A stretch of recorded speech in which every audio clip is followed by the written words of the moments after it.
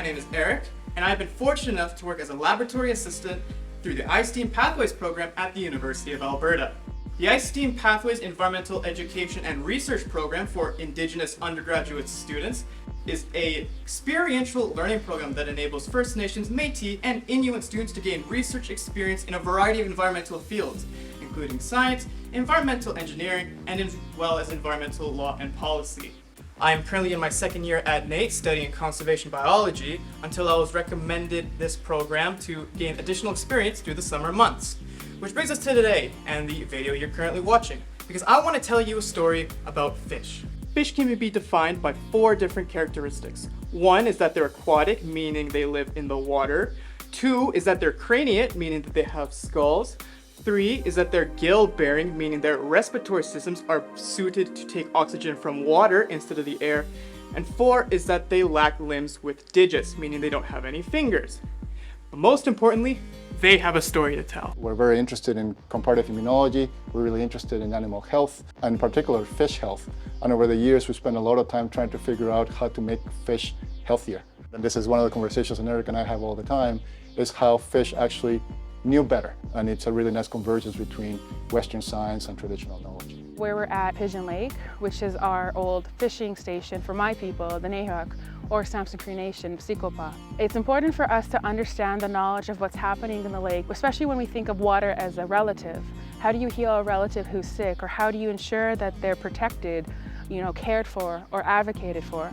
And so for us, using science, we're able to bring in the Indigenous concept of animacy, of living entities, and teaching this to youth and students, especially in the iSTEAM pathway, allows us to do that. Together, we actually applied through the iSTEAM Pathways program to have an Indigenous student come together on a project that we've been working with for over a year, which is integrating Indigenous knowledge with engineering or the natural sciences. Okay, let's go, Jessica.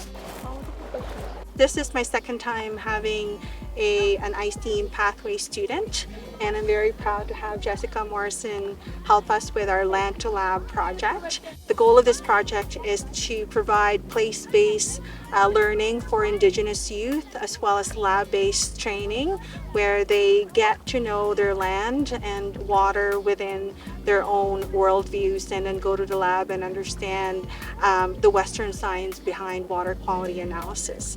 I have not done water quality analysis in any of my education prior, so it's definitely inspiring to be a part of the Indigenous weaving of the scientific water knowledge and then bringing it to the lab. I'd love to combine my knowledge previously from energy technology with water. We did a water ceremony with the First Nations, Samson Cree Nation, and that I think is going to inspire more water quality, more care for the lake, and more studying. It's fundamental to seeing how knowledge combined within my identity brings us the well-being. So overall, we're trying to share who we are and what we need as a people to live and continue living in this territory and the lands that have given us so much since time immemorial.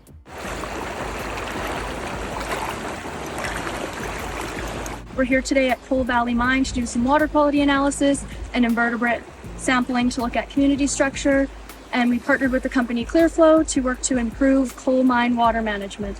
We're running a full-scale field test looking at various water quality parameters, as well as invertebrate community structure to examine and validate the efficacy of the applied treatment processes. This research is important as inadequately treated wastewater can have toxic effects on the environment as well as human health. Dr. Goss and Dr. Yashinska both have so much knowledge to share, and I could not have asked for better mentors. Not only have they helped me acquire skills in the lab and field, but they've also helped me discover more about myself and what I'd like to do in the future. Getting the chance to work with the team at Clearflow, an Indigenous-owned company, has also been a very positive and inspiring experience.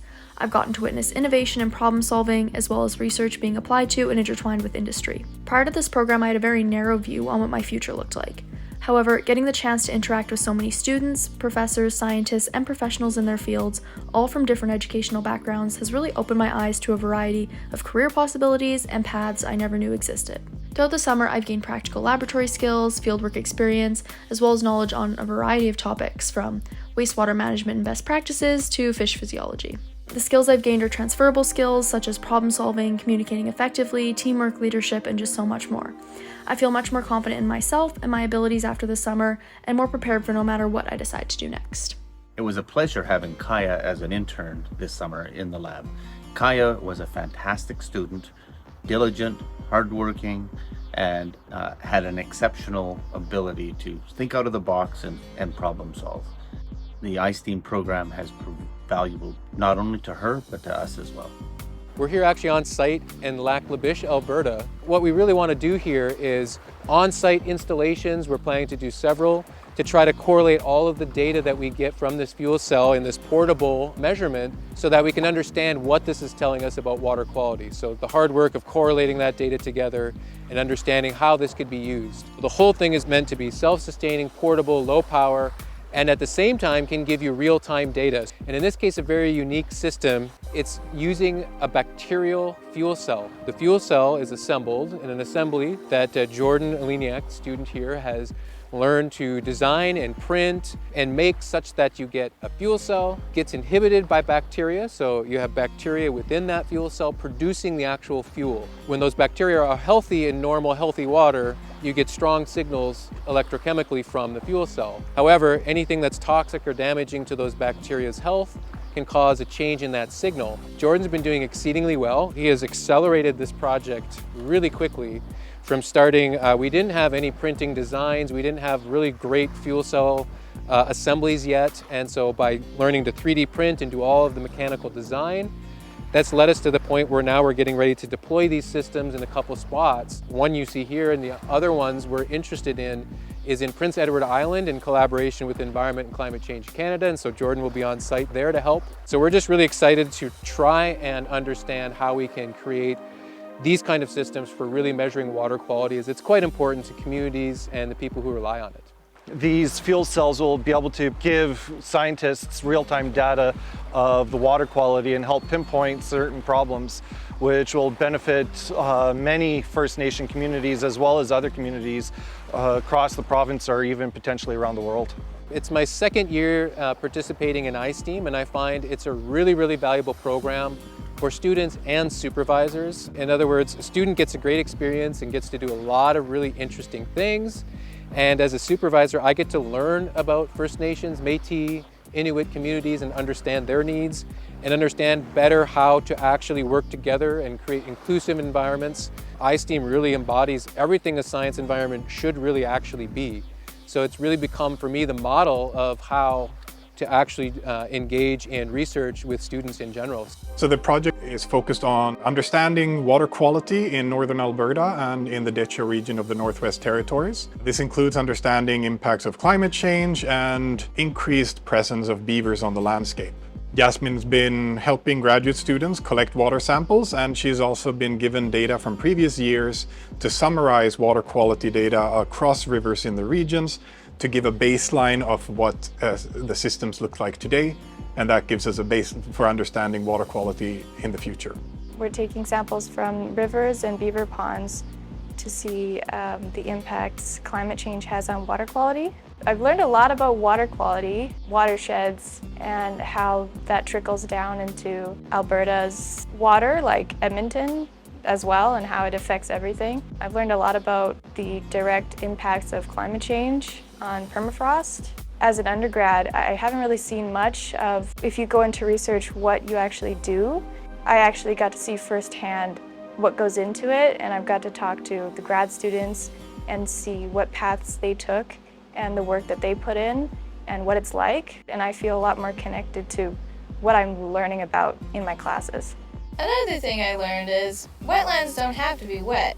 It's all about the soil, the vegetation, and the water that we don't see sometimes. The projects that we're working on are driven by First Nations communities up in northern Alberta and the Northwest Territories. So the Denetha First Nation, the Cultivating First Nation and the Decho First Nations are involved in the project. For us to show that we have Indigenous students' participation really sends a very good signal of the intentions of the University of Alberta. I think this is a cool image. This is the ice jam. It's only going down one channel. This is the West Channel Fishing Village, and it's actually like a largely Métis village here. And you can see how it's like pushing up here onto the lake, and then the water comes back around and it causes flooding there. If we look at later images, you'll see that the ice actually went down both channels and it caused flooding on both sides of the river here.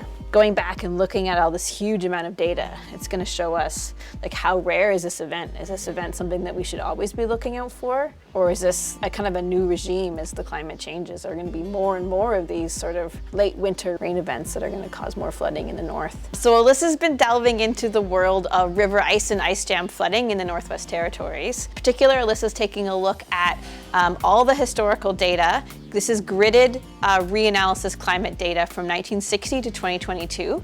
And we're looking at things like, what was the snowpack like? What were the rain events that happened? And how warm was it in these previous years when we had flooding in the Northwest Territories? And then comparing that to what happened last year in 2022 when we had a major flooding event in the town of Hay River in the Northwest Territories. Some of the questions that we're trying to answer is, was this event in 2022 really unique? Having a rain on snow event, having rainfall that happened in the late winter, is this really unique? Or is this something that has happened in the past? It's just a really, really rare event. Alyssa's taken everything that I've thrown at her and run with it, so she's been amazing. She's taken a whole bunch of really, really hard stuff to do. She's writing her own code. It's just really impressive how far she's been able to go with some like pretty challenging data sets with some big data and some new analysis techniques. I'm so glad to have had the opportunity to work with Dr. Nafziger working on ice jams on the Hay River. I always grew up being around all of the rivers, and being around during breakup was always like an exciting, and then recently because of the flooding, kind of more stressful time of year. Getting the opportunity to kind of get my hands dirty in research is going to be very beneficial towards my career going forward. It also gives me confidence moving forward. The work that Valerie does is entirely remote. So she's able to work with the team, which is located in Ottawa, from her home community. The main focus of my work with Valerie is to look at strategies, look at policies from the federal government, from national Indigenous organizations, from industry that have to do with climate change, and put an Indigenous lens on them, incorporate some Indigenous knowledge. Valerie's been very helpful over her work term in providing that lived experience, that lens of Indigenous knowledge from someone who has both the lived experience, but also the academic exposure to Indigenous worldviews, to knowledge systems, and different ways of thinking. The other thing that's been invaluable from Valerie is educating me, giving me a more solid basis of not only what Indigenous climate priorities are and how they are very unique to the priorities from the federal government of Canada and the industries of Canada, but also helping to gently educate me on Indigenous ways of thinking about climate change and how they are distinct from and complementary from the ways I'm used to thinking about climate change coming from a federal government and a Western-based science experience. I work with Cameron very closely to explore how I can assist with the development and implementation of Indigenous research ethics and Indigenous knowledge within environmental law and policy. My focus is on bringing in an Indigenous strategic lens to the climate action team and the working communities I have formed at the NRC, whilst also helping the NRC identify the unique struggles and situations that Indigenous communities often encounter, just so we can work on developing appropriate Indigenous climate-related supports and research developments. My role also includes developing ways in which the NRC can employ decolonial strategies within its policy creation and implementation by including Indigenous worldviews and knowledge systems where relevant, of course. All of the work that I do is for the purpose of prioritizing Indigenous perspectives and knowledge within climate policy work, since Indigenous communities are uniquely impacted by climate change. And more often than not, Indigenous peoples are not prioritized for the climate policy work that will directly affect their communities right now and years down the line. Working with the NRC has allowed me to see how my Native studies knowledge perfectly intersects with a lot of Western science that could then be employed in, real life situations where I can help, the government or even informing shaping of policy. And it's taught me that my perspective as this science Native studies student is very valued. I don't think I'm going any further down. I seem to be sliding on something. Determining kind of like what the species that we have in certain spots will kind of give us an indication of potentially what we might see kind of down the river valley as a whole.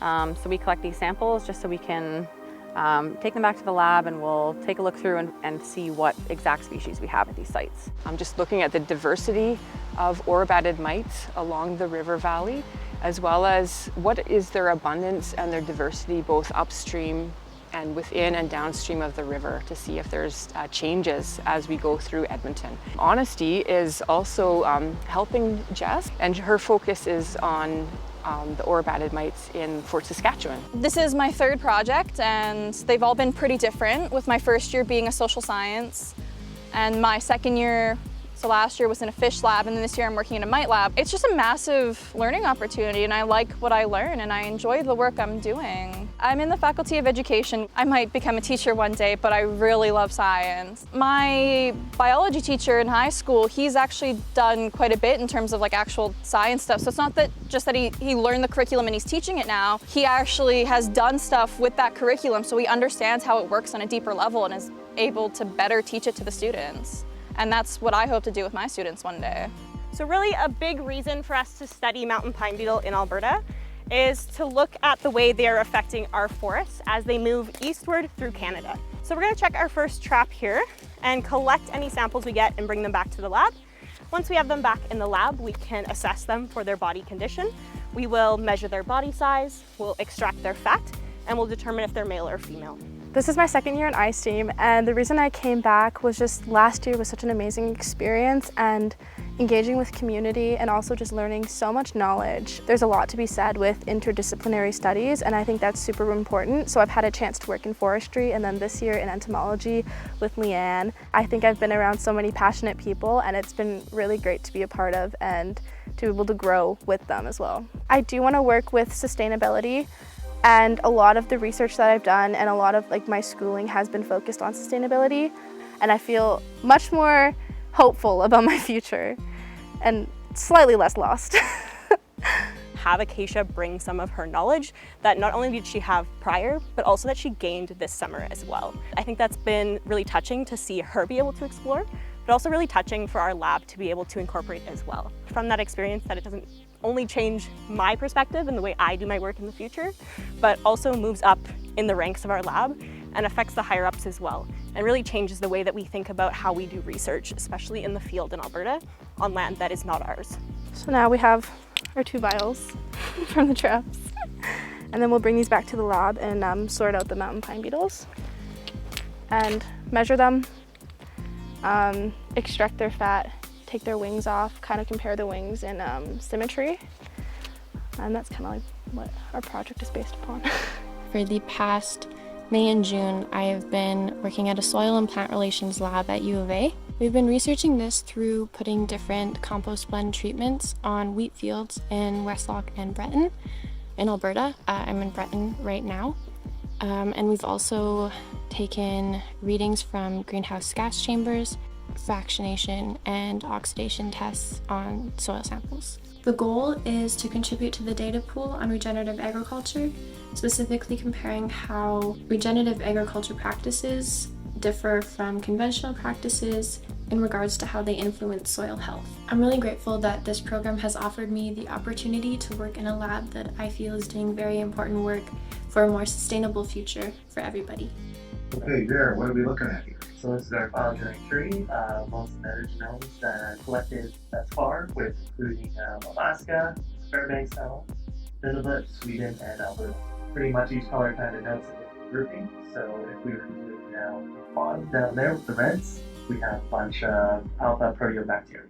Working with Dr. Lenoll and Dr. Nesbo has been a fulfilling experience, and also they've been really helpful in teaching me all the different machines and softwares I got to use, like IMG, Genius, Fig Tree, in order to understand and create the tree that will be presented in the poster later on. My research focuses on looking at ways to stabilize permafrost up north using microbes, and we use that to analyze genomes of different microbes across the entire world for permafrost. I've also learned to have strong work ethics and have this finer attention to detail through critically reading academic papers, analyzing all the different genomes, pretty glad for this whole experience and all the learning, and I hope to continue doing more of it later on for possibly a master's once I finish up my degree. I work with the Construction Research Center, where we do all sorts of kinds of research relevant to how we build things in Canada, including informing the national building codes. Kai joined us this summer as a student working on our kind of upcoming and learning about how we can better engage with Indigenous peoples, First Nations, Métis, and Inuit across Canada in the construction center on a number of different types of issues. So looking at climate change and also looking at how we build and how we set those requirements. Working in construction code and specifically with engaging with Indigenous communities, right? A lot of the work is kind of like reaching out and kind of providing these kind of like support networks for the communities that really need them, right? That indirectly right away, that automatically supports my community by helping a federal organization, improve their capabilities, kind of reach out and work with communities. Just innately helps my community. But then I'm also now have a lot of this kind of like a little bit more of this knowledge in terms of engaging with communities. The summer internship was amazing. Like, oh my gosh, I don't know like any undergrad student that gets to have like this kind of opportunity like outside of this program, right? Like being able to like go out, do research, right? Like almost, it's amazing. Like the kind of opportunity like just doesn't come because I'm a first year student. And I'm being afforded this opportunity like right out of the gate, which is like a huge step up, right? So while Marley has been working with the National Research Council and with the Arctic and Northern Challenge program, she's been involved and engaged in a different side of research. So she's been helping with managing the program, investigating how research can support Northern and international priorities, and helping us with some of the day-to-day operations of looking after research programs. It's been such a pleasure to work with Marley and with the iSTEAM team. I help with the review of Northern-led research projects to make sure that they align with ANCP objectives, such as having, adequate consultation with Northern communities and elders, making sure that the program is respectful and cognizant of Indigenous ways of being. The work that the ANCP does really places Indigenous ways of being, tradition, and self-determination at the forefront. This research is really vital to the healthy future of Northern Indigenous communities who are experiencing, rapid effects of climate change, pollution, higher costs of living, insecure housing, and other problems.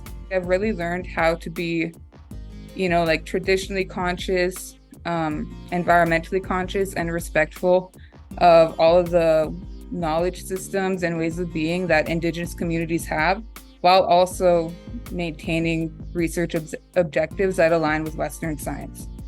I have a camera that just takes a picture every 20 minutes. And the idea is that large grazing animals in an open area like this will be caught if they're spending time in the area. So I'm researching the effects of grazing animals on bird communities in the foothills. We have a multiple use landscape that includes recreational and cultural use, cattle grazing, forestry, and oil and gas interests. So there's a lot going on in the landscape, and I'm trying to figure out where these grazing animals like horses, elk, and cows are spending their time and how much of the forage they're consuming. So in theory, birds respond quite strongly to changes in vegetation, structure, and composition.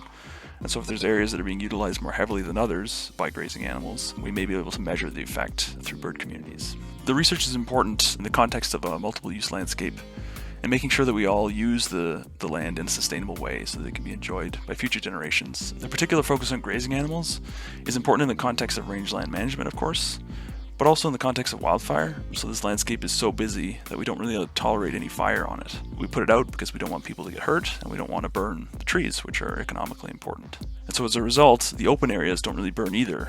And we have a lot of shrub encroachment in these open areas that are important for grass and forage protection for both cattle and wildlife. And so this reduces the amount of food that's available and increases the chances for competition for that food. So my research aims to give us more information on how we can best manage the resources that we have in a sustainable way that's not going to result in areas being overgrazed or otherwise irreversibly altered by excessive use. I've learned a lot from Robbie this summer about how people from his community interact with the land, and in particular how important horses are in a spiritual sense. So it's really rewarding working with him and learning about how we can integrate traditional knowledge and Western science to achieve many of our common goals. One thing I've appreciated is the custom of putting down tobacco when you take something from the land, whether it's cutting some branches off a tree to mount a camera or taking something from the ground or harvesting some food or medicine. the act of giving something back to the land that has value to you is something that I appreciate. Robbie Potts, date is July 14th, 2023, time is 15:26, site GT 298023.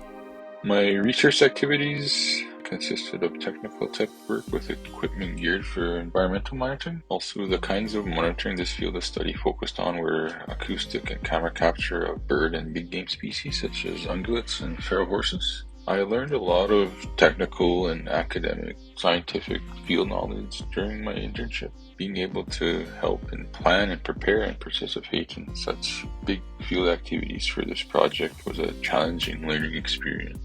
Indigenous knowledge is something that was practiced where I grew up, and being able to share what I felt was appropriate became a great way of expressing my culture in the field. Nature in itself is a sacred place that I understand, and having others understand the protocols we follow while walking on our land is key for the knowledge sharing component of the experience. Also, it has shaped my view of future considerations by influencing my decisions on where I want to go with my journey. I'm really wanting to stay in this field of work or study, and it has brought an interest into where I want to go when I'm done my undergrad.